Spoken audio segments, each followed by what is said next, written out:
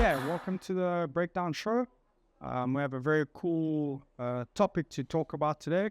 It's going to heat up a little bit of different individuals' mindsets and way people are going to think about things, but brought in Coach Roarke, and Coach Roarke heads up a lot with the kids program and does a lot of development program with the kids team and so forth.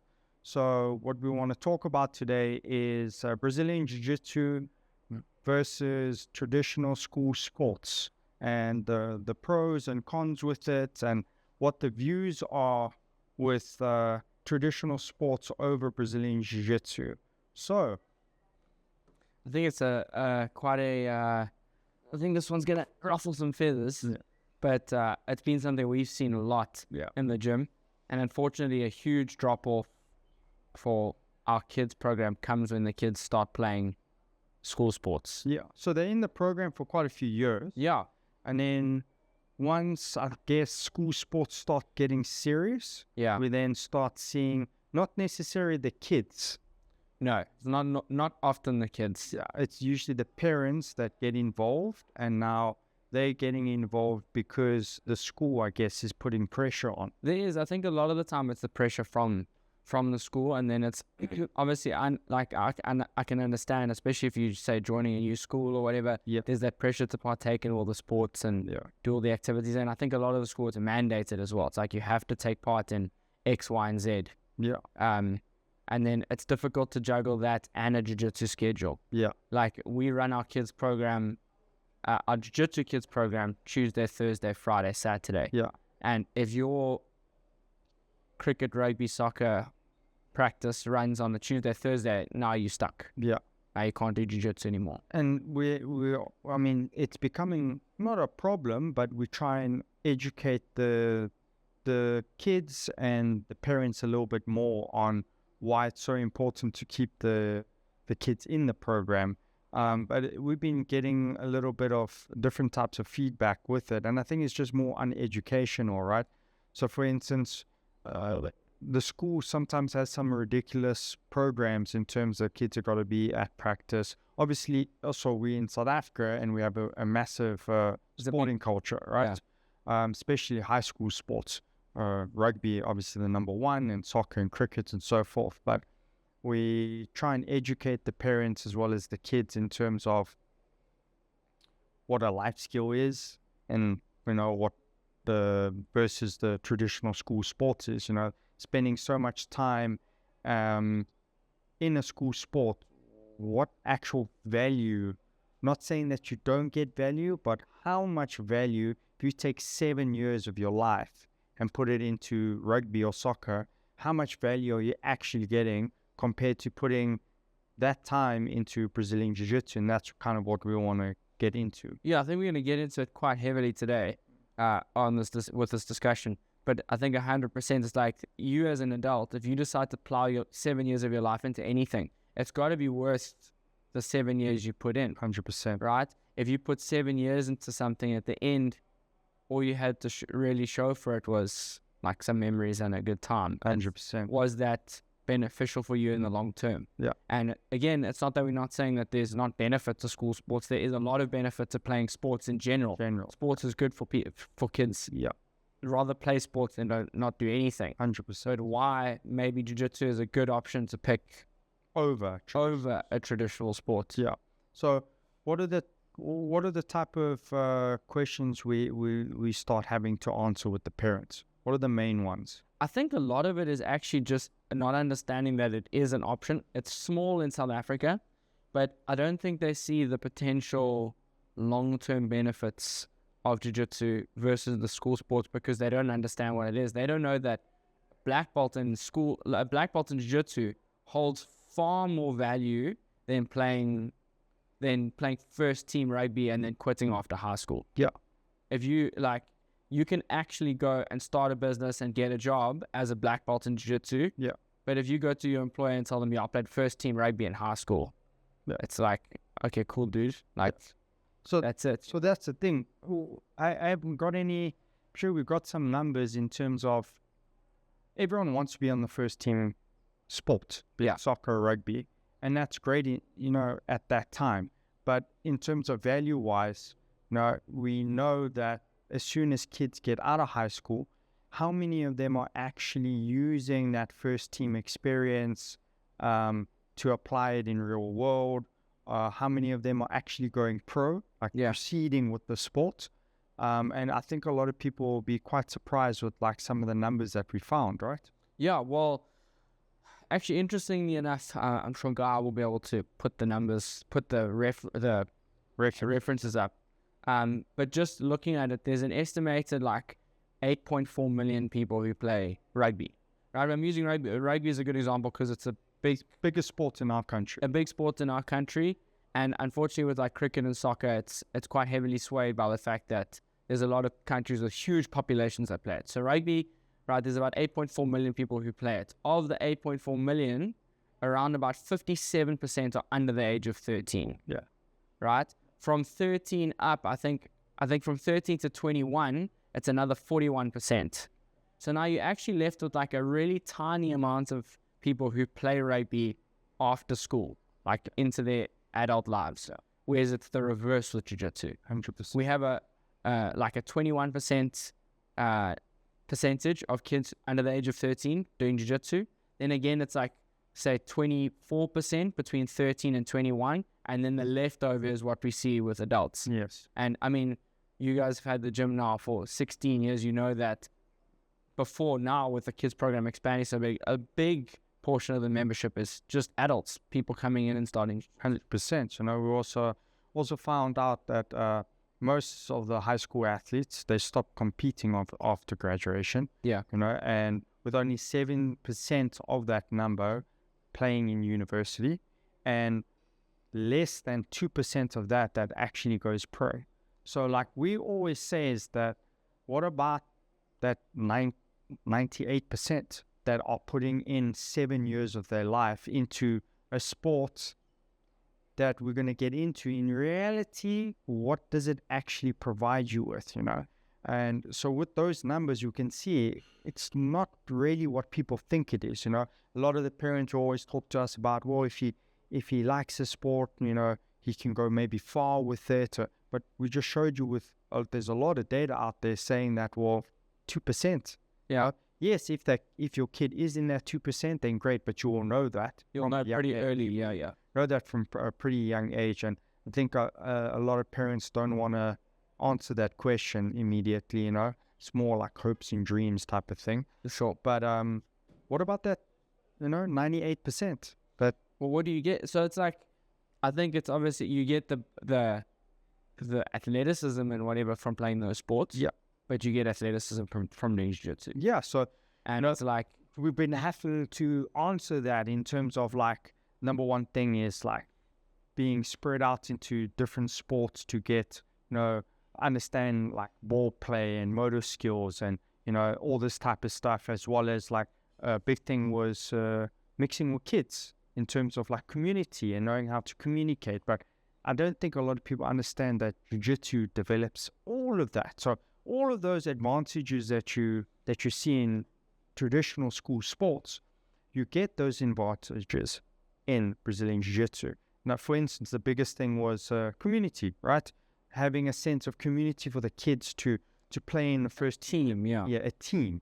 So, like, how do we explain that to parents all the time? They don't. I actually have had this question quite a bit. I've had some parents say, no, I want them to play the sport because I want them to be in a team sport. I want them to learn to work as a team. Yeah. But what I don't think people understand, unless they're in the sport and competing in the sport, jiu-jitsu is a massive team sport. Yeah. You can't compete unless you're a team. Yes. Right? It is you by yourself on the mat with your opponent.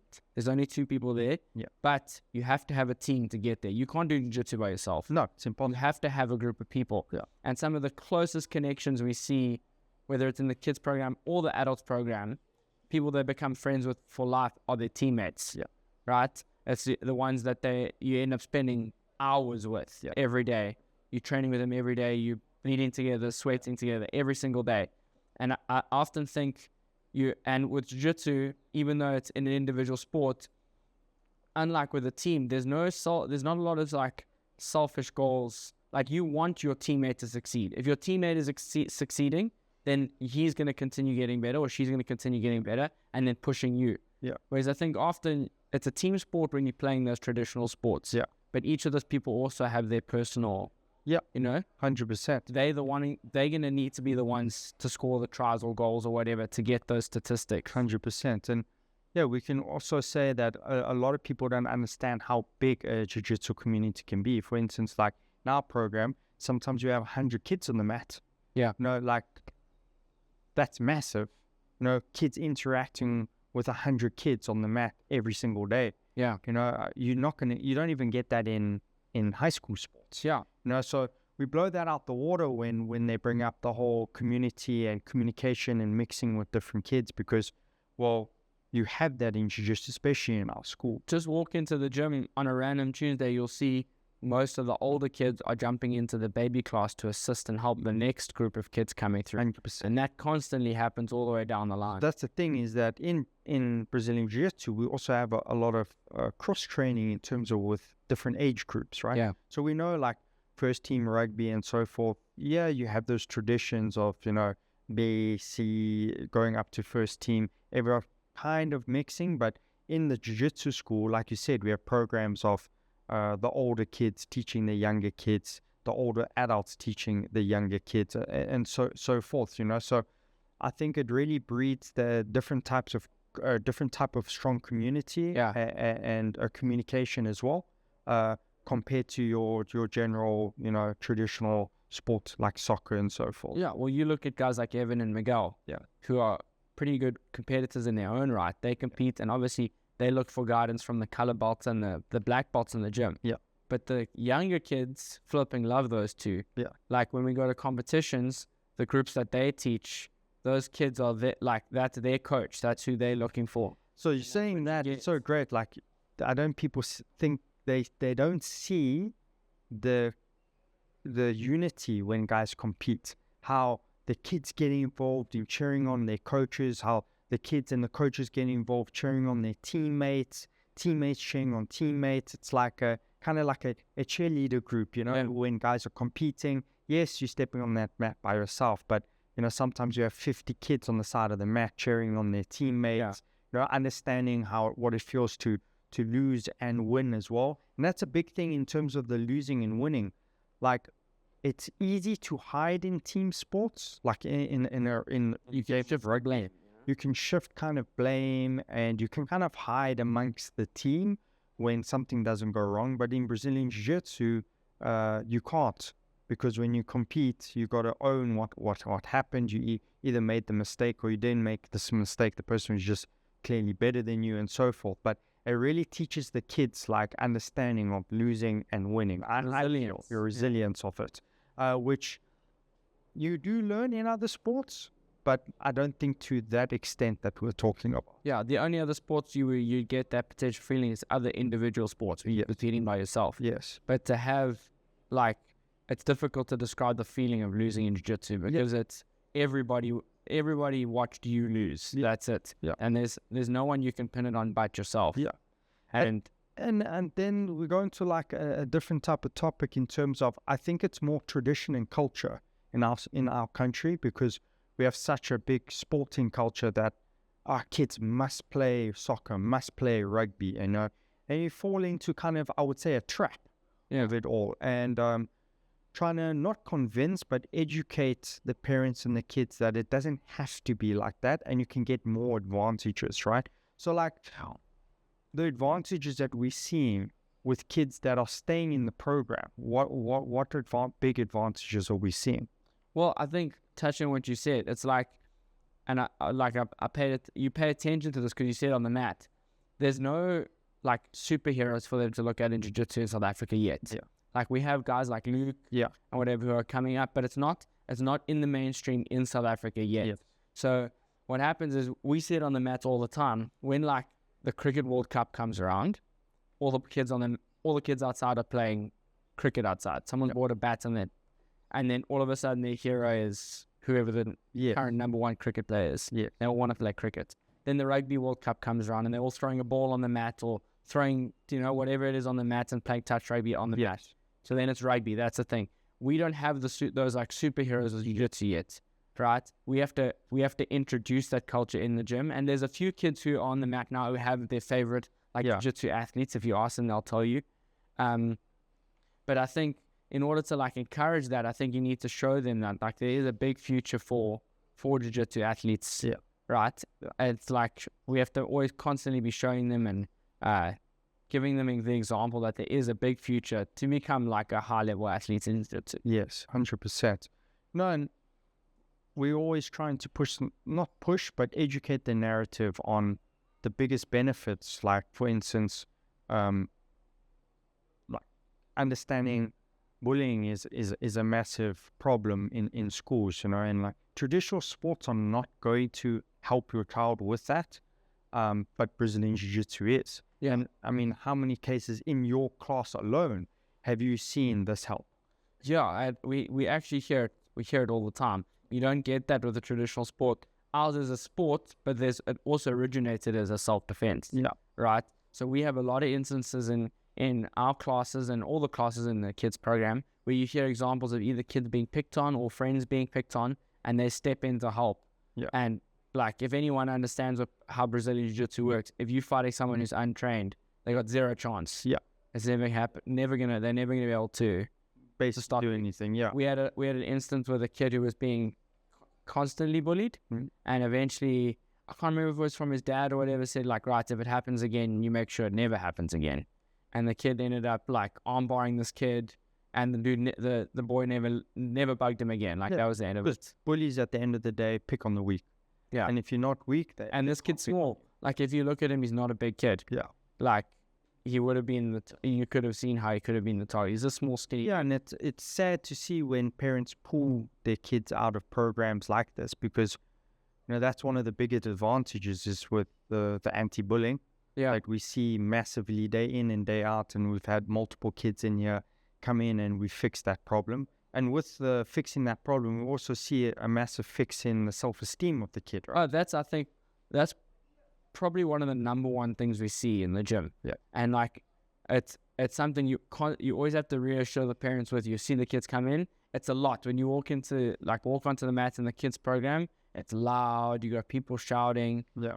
And it's often a sensory overload for the kids. A lot of kids cry when they first join, and we always tell the parents just chill, introduce them slowly, whether it's 15 minutes for this session, 30 minutes the next, until they're used to it. Then you have kids who are crying, who could barely finish this session, who are winning gold medals, and super confident. You see the change shift. They become these super confident kids. I think a great story for you to tell is Maddie's story. Oh, yeah, Maddie. So Maddie has a small disability with her hand. She's missing the ends of her fingers. Yeah. She was always super shy. She used to tuck her hand into her gi. It was very embarrassing for her. And Maddie, just over the years, has gotten more and more confidence, and now she's one of our kids, little kid competitors. Yeah. She's always on the mat, ready to rumble. She's first one up to keen to fight, ready to go. She beats all the boys up. So Maddie's gone like this. It's a massive example of building self-confidence in a kid that in reality would never think a traditional sport would fix. Yeah. It might have even made it worse, to be honest with you. But it's a very cool story, as well as seeing her, she has a little superhero in the gym like Mouse, right? Yeah. So it's nice to see her with Mouse. One of the mini Mouse. Yeah. And Mouse cornering her as well, and that community as well, and her self-esteem is just literally skyrocketed. And with jiu-jitsu, it's always the workaround. It's okay, Maddie, if you can't do this, we'll figure out a way that you can do it. 100%. We always figure out something for her to be able to work around. Yeah. And then going into a topic of what is the future for certain kids?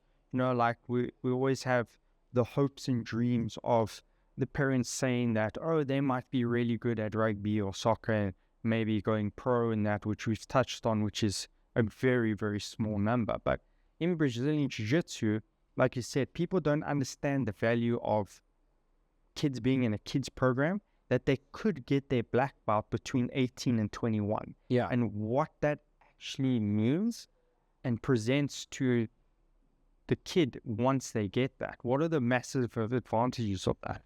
Well, so we're actually busy trying to figure out exactly, we're like trying to get this written down now. But what we've been able to figure out is even from purple belts, it allows a massive like opportunity for them to be able to go overseas.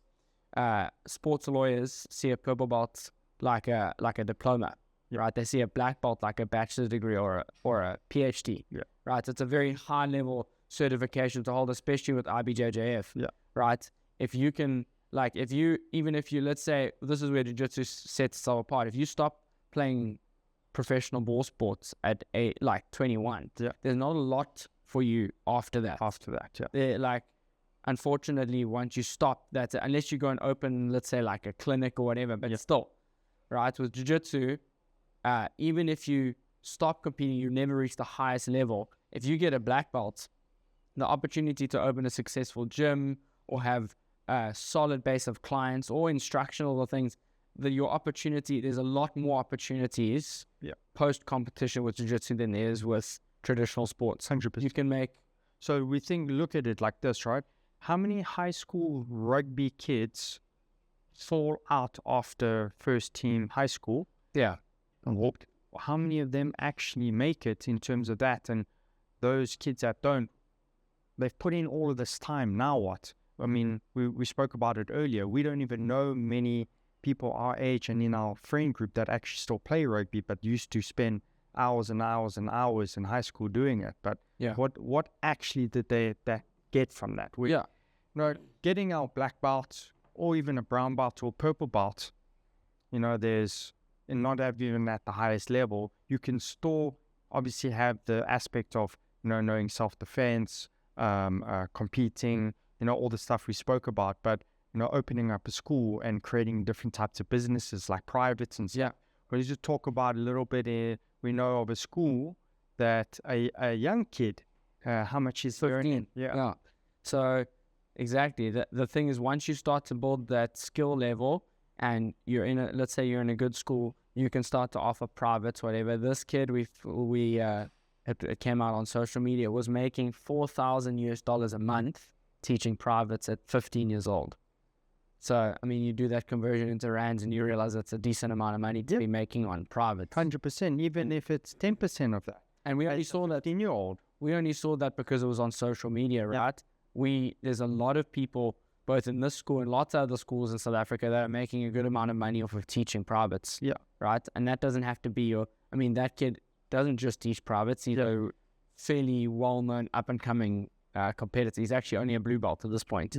So even if he never makes it to the highest level, he's got that skill set to be able to offer a product to people, whether it's just privates or potentially one day once he gets to brown and black, to be able to open a school and have a business of his own. And I think that's it, is in our sport, you get to a position where you can offer a skill. Where in traditional school sports, I don't think you get to a level at an early age of your life where you can actually offer a skill for some type of value. And we see it all the time in our sport. Unknown people, young, old, that they acquire the skill of Brazilian Jiu-Jitsu. Because it's a skill, they then can offer some type of value for it. Well, like, obviously we're not as well connected in this scene, but like, I think with those traditional sports, your options are to be like a school coach or potentially a university coach. But that's one opportunity for one person out of how many thousands who are playing the sport. Whereas just in this gym alone, you've got, you would know the numbers better, but between 10 and 50 people offering privates and teaching clients. 100%. Because there's a lot to go around. It's not like there's a shortage of students who want that service. And often it's even different skill sets. It's like, you might go to one coach because you want to improve your wrestling. You might go to the next one to improve your striking. Even myself and some of the other coaches, we share clients because those clients know they can come to me for certain skills and the other guys for a different set of skills. 100%. Yeah, I mean, it's quite interesting to have we've now had these discussions quite a lot with parents, and that's why we wanted to talk about it, because it's a topic that people are not talking about. As well as teaching the kids to understand what problem solving is. And I think Brazilian Jiu-Jitsu is a massive aspect of that. Which traditional sports They do, but they don't to this kind of criteria that teach kids to do so. But problem solving is basically what our sport is, right? Yeah, well, the consequences are like quite physical with jiu-jitsu. Yeah. That's right. If you don't solve the problem, you end up in a submission. And right, it's a sport, so most people tap. Yeah. But it's physical. There's a physical, like consequences to not being able to solve the problem. So that's why it's like, okay, you do this, you get armbarred. Now I need to figure out how to not get armbarred, because that's like the very worst outcome. Yeah. Then you lose immediately. Yeah. Whereas often it's like you could kind of make a mistake, but make a mistake in those traditional games and immediately have another chance to fix yourself. Whereas we've seen it with lots of guys, you travel 10 hours overseas, jump on the mat and lose first round, and that's it. Your chances is over. It's over. Yeah. So like we've been obviously now trying to get this information out to parents, not trying to convince them, but educate them in terms of, as soon as they start having these conversations about, oh, well, scheduling is a little bit impossible now, or the rugby is maybe a more important aspect right now in terms of the Brazilian Jiu-Jitsu. And these are the type of things that we're always trying to speak to about the parents and educate them in terms of why you shouldn't pull the kid out of the program, Brazilian Jiu-Jitsu. So some of the kids that we currently have, like examples that haven't been pulled out compared to the kids that have been pulled out, what have we seen in terms of the differences? Well, you'll see that gap start to grow between people as the time gets longer. Now we got a bunch of kids. I mean, you've started quite a cool advanced kids program now with kids who are now dedicated, who are like choosing jiu-jitsu over school sports. And now what's going to happen is, even if those kids are, let's say they were average, they, along with their peers at school, were average at those ball sports, have chosen jiu-jitsu. The guys who chose to continue being average at those ball sports will get, like we've spoken about now, get to that high school thing, and then that's it. Yeah. Whereas these kids will continue one day, get to their color belts and their black belts, and have like an actual skill to show for all their hard work. We always talk about you're giving your kid a life skill. Yeah. Like it's our opinion, but we don't see ball sports as a life skill.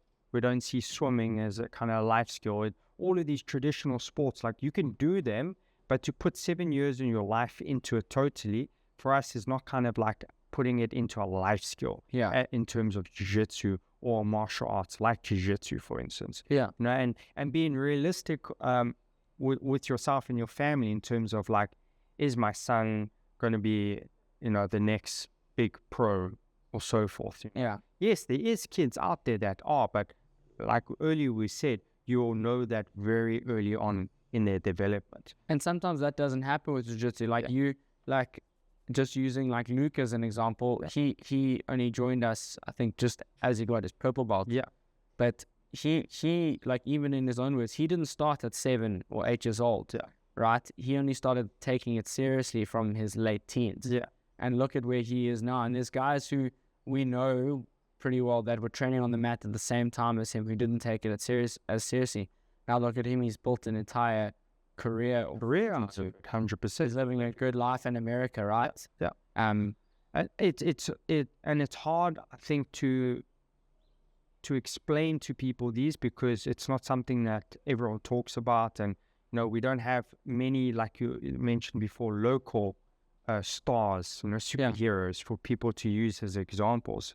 But there's a lot overseas. We do have a few here, and just trying to explain the massive benefits of keeping, or actually pulling, some kids out of traditional sports and putting them in Brazilian Jiu-Jitsu. Or another solution is what we're trying to get schools to understand in terms of implementing Brazilian Jiu-Jitsu into a school structure. So we do have like a few kids, and we didn't know this until the parents started speaking to us, that the big problem, I think, is the schools, where they are forcing parents and kids to make that decision to choose A or B, and that this particular kid basically use the school system in terms of getting credits from training in Brazilian Jiu-Jitsu. Yeah. But we didn't know that there's programs like this, actually. Yeah, I think I mean, if there's any people from schools watching this, like, if there's a possibility of just, I think that this kid did that, was speak to the school about exchanging one of his traditional sports extramural time slots for jiu-jitsu, which meant that he didn't have to do that. He could then do jiu-jitsu. If we could potentially get schools on board to be like, okay, right, we recognize it, whatever gym is in your area, we recognize that gym as a potential extramural slot, and you offer that to your students and being like, right, you can do jiu-jitsu instead of playing one of these sports. That solves a big problem for us in terms of losing those kids to other sports because they're forced to play in a time slot in a school sport. 100%, and it's quite sad to see in our country, in our culture. We used to have like quite a big like judo culture in the school and karate, but we're not seeing that at all anymore. There's hardly any martial arts in a school, and I do see that as a problem because of all the benefits that brings to a kid compared to traditional school sports. And it'll be nice to get a big school to understand the concepts that we're speaking about. It's happening overseas, and also a lot of schools overseas still implement. For instance, the US. Good, the wrestling programs are massive. They're all some of the biggest programs in schools, and the benefits that comes with that. And it'll just be nice for schools in our country to start recognizing the sports, not over, but as well as the traditional sports, and from very young ages. Either recognizing certain gyms that the kids can get credits for, or opening up a small facility within the schools that they can hire coaches to get into the schools and start providing the service to these kids, and providing the service to the kids that are not going to become the next superstar in rugby and soccer and swimming and tennis, because like we see, it's only 2% of the population that start those sports that actually go pro. And that's it's a minute number. For so much investment of a kid's life, 6-7 years of a kid's life into that sport, I just don't see the massive benefit of not coming out with something after 7 years. You're not coming out with any type of value or of a life skill. Well, even let's say you don't make it as a professional in jiu-jitsu. We've spoken about this already, but it's like you don't make it, you still have something. So you got what? You've got a black belt, it sounds like I'm talking about just the piece of fabric. I'm not talking, like that brings with it like a lot, right? You have but like you said, you got a skill set. You can defend yourself, right? It's giving you all of that lifelong amount of time to learn about like self-regulation and resilience and winning and losing and all these like things that you get from jiu-jitsu. And you come out of it at the end with something quite solid. Business-wise as well, like you spoke about, if they want to pursue that, but there's some type of value that the kid is coming out with at the end of the day, And because the sporting culture is so big in South Africa for so many years, with like a rough sport like rugby, how much success rate of kids are we actually seeing in jiu-jitsu is quite a lot. The very tough kids in South Africa, like right now we've obviously got our first UFC champion in mixed martial arts, which no one would ever even think about a few years ago. But that's because of the culture of the country, right? We're a resilient nation. And the guys are hard and the girls are hard, and I think we could see the exact same concepts coming through into Brazilian Jiu-Jitsu, and adding a lot of value. I mean, it will be nice for people to start talking about it a little bit more, and maybe in the comments, our viewers start talking about it, maybe posting some questions in terms of what to answer and what some of the questions that they want answered. In terms of this topic, but it's a topic we've personally been talking about a lot.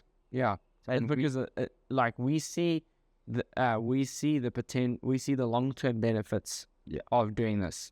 And like how this can affect you. And we also we're also not saying that kids need to drop everything. No, you can do both. It's like if your kid still is like, I've also heard this, like, what happens if my kid really loves that sport? That's fine. Your kid can still, like, it's still a good thing for them to play these sports, but like figure out a way that you can fit both in. Yeah. Because like we've said, like we can promise that you won't regret keeping them in jiu-jitsu. Yeah. Like there'll be no downsides to it in the long term. There's literally a value at the end. Yeah. A good example maybe for us to quickly talk about is the biggest kids program in the world, and for viewers to actually go and see what we've been talking about in real life. And that will be AOJ's kids program. Yeah. And they're already on their third generation of kids, and we can maybe talk a little bit about the kids that have pursued the sport of Brazilian Jiu-Jitsu and where they are now, and the kids that haven't pursued it but are still kind of within the community, and what their lives kind of look like. Yeah, well, you look at that program, they've got to the point now on their third generation where they have kids moving from other countries to come and live and train at AOJ. And when we say kids, I don't think people understand. Actual kids at what age? 7, 8 years old. Are moving to a new country, to a facility, because they've replicated a successful program and they've seen the benefits because it's our third generation now. And the benefits are guys that have made it in the sport. But not only that, if they don't make it, they're then creating these kind of super coaches. Ridiculously high-level coaches from a young age. Yeah. You've got their, like, if you just go Google them and you watch some of their athletes, they have kids now grappling like adult black belts at 13 years old. 100%. And that skill, by the time that kid gets to 18, 19, 20, he's like, and because they run their system is very similar to us. All our athletes are also coaches. Like a big thing for them and us is that you have to be able to coach.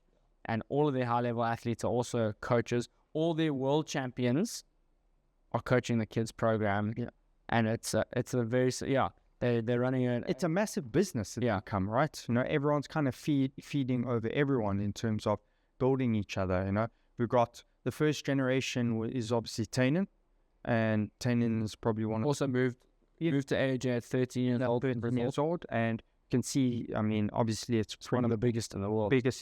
And that his career and money, fame, all of that comes with that. And then we're seeing the kids that are kind of not at Tainan's stage right now, but they're becoming these super coaches, able to travel, able to open up their own schools. How many of these kids at first generation till now, they're in their 20s, have opened up their own schools, running their own businesses, really good morals and values, And what I say by morals and values, like AOJ is known to be very rules-obligated, clean-cut people.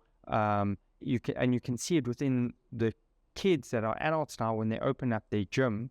Their gyms are literally a copy of AOJ. Yeah. And then they're all over the world, correct? Yeah. I mean, we're also seeing kids at like 13, 14 teaching seminars. Yeah. I never in my life have ever seen something like that. And it's not a seminar of like 10 people.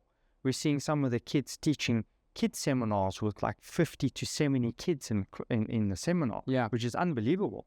Yeah, well, it's now this generation of kids that are able to grasp. Like, I think kids have always been able to grasp it like that, but AOJ has changed in that they're teaching kids like they teach adults, which means you're getting these like explosion of kids with a high level of jiu-jitsu at a very young age, which only comes with kids just being completely dedicated to that sport. Yeah. And I think that's potentially available to every kid, including the ones in our country. Yeah. If you are just willing to be completely dedicated.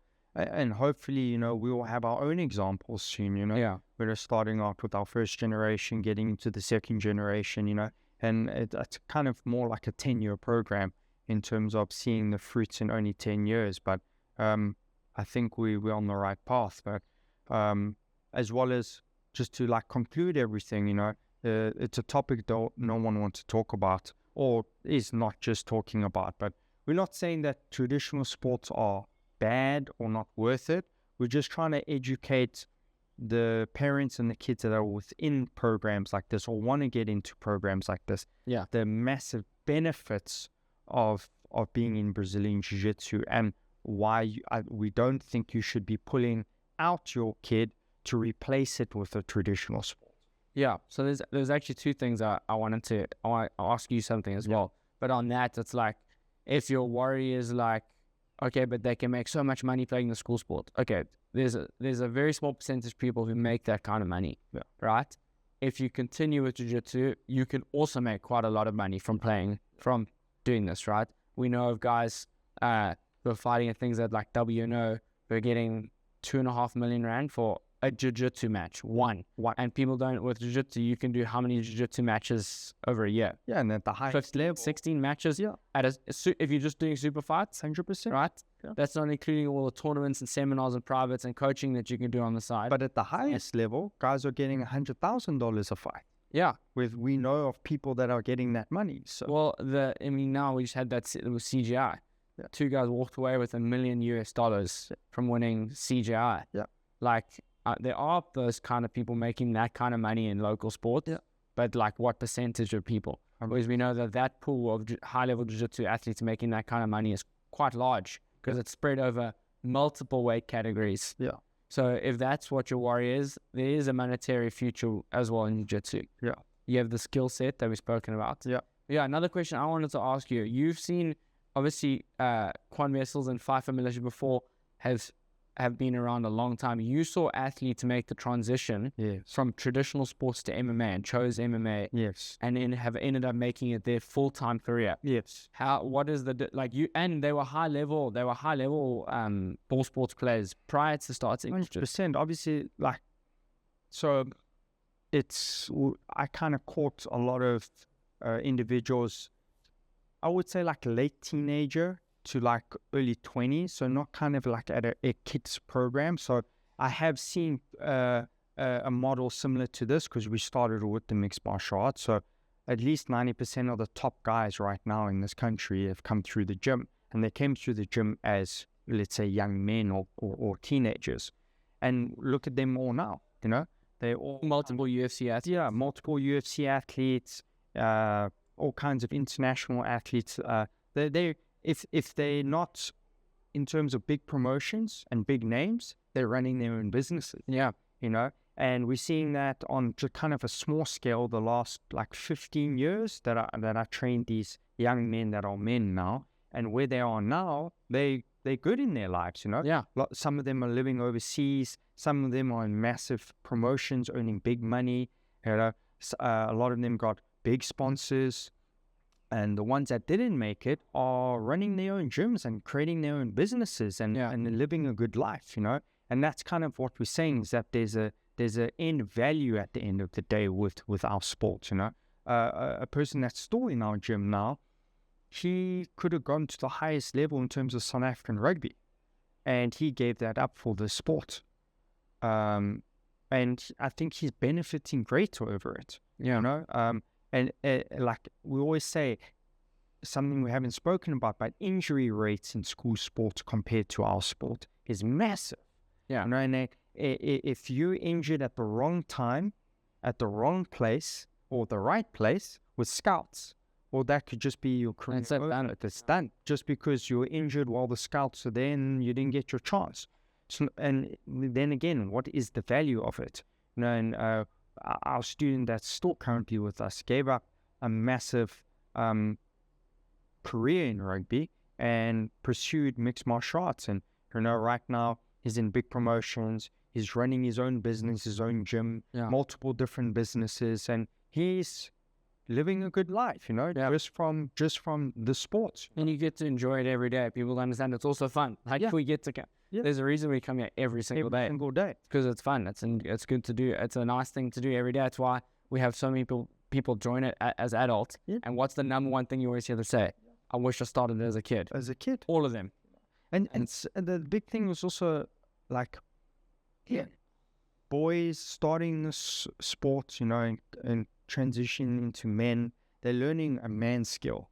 Yeah. And they're around other men as well in this industry. And there's a lot to learn around that as well that, we could probably get into another topic, a discussion about. But I think it's just very good for boys to be in this type of sport. Yeah. As we always see, we look at the 3-year-olds, the 3-year-old to 5-year-old section, all they want to do is wrestle with each other, get a little bit rowdy with each other. It's kind of like a natural thing for boys to do. Yeah. And like to channel that in the right direction is great. It teaches them that this is where they can. They have that outlet to let that like aggression or whatever out here. Yeah. And it often results in calmer, more level-headed kids and then adults. 100%. And you just reminded me of like, I think you even taught this kid. We even had the opposite way, where everyone brings their kid to us because they're getting bullied. But we've had cases where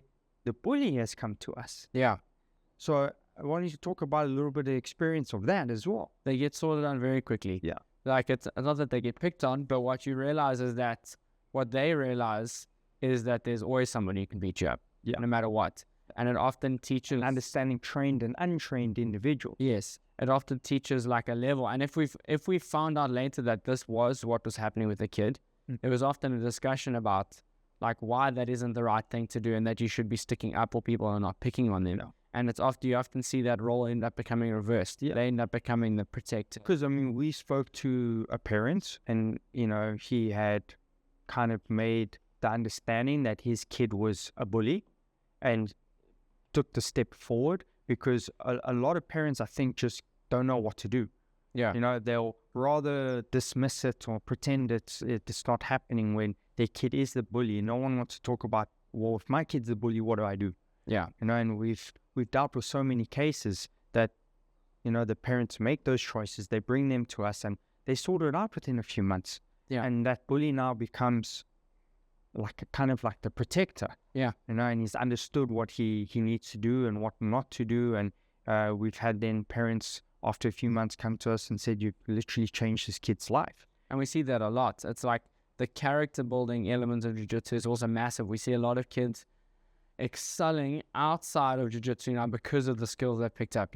Like if you just come and step onto the mat and meet a few of the kids, you understand that the general consensus you'll get, it's a bunch of very level-headed, calm individuals. Yeah. Obviously they get rowdy, they're kids, but it's like they deal with a lot of in jiu-jitsu, problem solving at a very high, stressful level. Yeah. You have to deal with the most stressful thing you can. Yeah. So when they're outside of jiu-jitsu, they're dealing with normal everyday life things in a far more calm and level-headed manner. Yeah. Which means we're actually seeing a lot of our kids, a very large amounts of our kids, excel at academics, excel even more at their school sports now because it's like they've dealt with the very worst that they can have. Yeah. Like the most nervous you can feel is just before matches. Yeah. Things like that. Now they go there, they'll even come back and they're like, nah, they never feel nervous for things like swimming, soccer, rugby, cricket, because it's like you can't feel more nervous than before having to get into a fight with somebody else. That's it. Like that, like people don't want to say, but like that violence gives you something different. It's not like I'm losing a ball game to another school. It's like I'm losing to another boy. You have to fight somebody. I have to fight someone, and if I have to, I'm gonna have to give up. I have to like take my ego away and give up. And all these small things don't. We always say it teaches adults very quickly about themselves, but starting the kids at that young age, it teaches them at a much younger age that they develop much differently and better. Yeah. And like I said, you're coming out with some type of value, after 5, 6, 7, 8 years. And another question I had for you, this one deals a lot more with what you've had to work with in the past. People don't understand this, that jiu-jitsu is one of the main 3 ingredients to becoming a successful mixed martial artist. Yeah. Which is an entire new pathway for your kid to be able to take. What do you think of like having kids start in jiu-jitsu and then move in that direction? So, yeah, for me, obviously mixed martial arts got your ground, which is your Brazilian Jiu-Jitsu and your wrestling, and then the striking element, or your boxing, your Muay Thai, and it's a hard to hit all elements at once. And I do tell people the best base for a kid or an adult or a teenager to start in is grappling. Specifically for mixed martial arts, focusing a little bit more on the wrestling, but it's definitely grappling arts compared to striking arts. I always see individuals that are in grappling arts, to make the transition is way easier into mixed martial arts than if you see individuals and kids from a striking art going into mixed martial arts. They always have a struggle way, way, way more. You can obviously see this at the highest level in terms of UFC and that, in terms of stats don't lie, numbers don't lie. the number of grappling arts that are champions or at the top 10 compared to the number of strikers that have hit that level. So it's definitely a sport, the Brazilian Jiu-Jitsu, with a heavy wrestling base, or wrestling then going to Brazilian Jiu-Jitsu, gives you a much bigger advantage if you want to cross-train or turn into a mixed martial arts. Well, you've had a few athletes, obviously, like before this generation, that went straight from like a wrestling background and ended up going to the highest level in MMA quite quickly. Yeah, and picking up striking. I literally have the best wrestlers in this country in my gym. And every single of them, I can tell you now, have made it. Yeah. Every single one of them that had that wrestling base, that came from that wrestling, has made it in mixed martial arts. Yeah. So from my experience, it's a win-win scenario. I've seen it firsthand with not one, two, or three, but many different kids that are now men, and seeing where they are now. Yeah, it's evident that you can't even compare that. Yeah. And yeah, I think that's we should go on about this. Yeah, we've gone about it for a while, but I think we've hit the biggest topics in terms of what we wanted to educate some individuals about, and hopefully also we wanted parents to kind of watch this and understand it. If they have questions, come and speak to. Like, Chef is the very best. Yeah. He's obviously the head of the kids program. Yeah. The very best to speak to about all of this stuff. He's had decades worth of experience. Had 18 years of developing a kids program. He knows every personal trait of the kid and every personal trait of the parent. Yeah, I learned a lot just watching Chef interact with these guys. I picked up just in the few years I've been coaching in the kids program under him. Yeah, the amounts I've learned just from. So I think we're definitely going to get a follow-up discussion in more detail, especially for the viewers to put in their questions, and getting Chef up here to answer those questions and to talk more into detail of the kids program and the issues he has come across the last 18 years. But what we wanted to kind of introduce the topic today was, invest your kid into something that is at the end of the road going to have value. Yeah. And there's value in everything, but how much value? And we want to see parents to ask the questions of why traditional sports and why Brazilian Jiu-Jitsu, and the advantages you're going to get from your kids in a kids program like us in terms of Brazilian Jiu-Jitsu over the high school first team rugby team or soccer team. How much value are they going to get? Is it more of like a status thing? Is it more of, what they feel is personal development, compared to what a program like ours can provide to the kid? And people that they don't understand, and it's like, that's why I was saying, come and speak to the coaches, speak to you, speak to Chef. Yeah. About like, if you stick your kid in this program and they are consistent, they will reach that high level. And it's not like if you stick your kid in rugby, you're not actually sure. No, not sure how far they're 100% a gamble. You don't know how far, even if they're supremely talented, maybe they don't get noticed by scouts, maybe they play a bad season and it's like now all their work is wasted. It's the opposite of jiu-jitsu. If you start and you are consistent, even if you are the worst, you will get to a high level. You will get value out of it. Yeah. 100% you will get value out of it. And, it's been nice to be on this journey to kind of like explain these values to parents, and to see some of the parents like be super surprised, not understanding it, and then a few years later actually seeing their kids do what we say that's going to happen. Yeah. And I think parents need to start asking the questions. We would love to see schools to start asking the questions as well, and implementing life skill programs into the programs in terms of just traditional school sports, because it's culture. Yeah, and because that's what is done year after year, century after century. That's how it's done, and hopefully we'll see more kids make these choices, and more parents allow it, or even direct the kid into that direction. And it's currently one of the fastest growing sports in the world. Like it's catching those traditional sports at quite a rapid rate. Yeah, so it's like, you know, how many people were competing last year when you went to European Worlds? You know, it gets bigger and bigger every year. The first time we went, it was 5,000 competitors. Yeah. From white belt through to black belt. Yeah. The following year was almost 6,000. Yeah. They just had Jiu-Jitsu Con, which broke the record with over 10,000 competitors at the biggest Jiu-Jitsu event in the world. So it's like, it's getting bigger every single year. They just had, I can't remember if it was European kids or Brasileiros kids. One of the two had 4,000 kids compete at the tournament. Yeah. It's unbelievable. And we're just going to see it increase and increase year over year. And, you know, a lot of big companies now getting on board. Yeah. UFC's gone on board with the grappling now. So it's just going to explode even better. Yeah. So, guys, if you have any questions, comment down below. Parents, if you have any questions, come talk to us. If you haven't got your kid into Brazilian Jiu-Jitsu, we highly ask you to get them into a good kids program.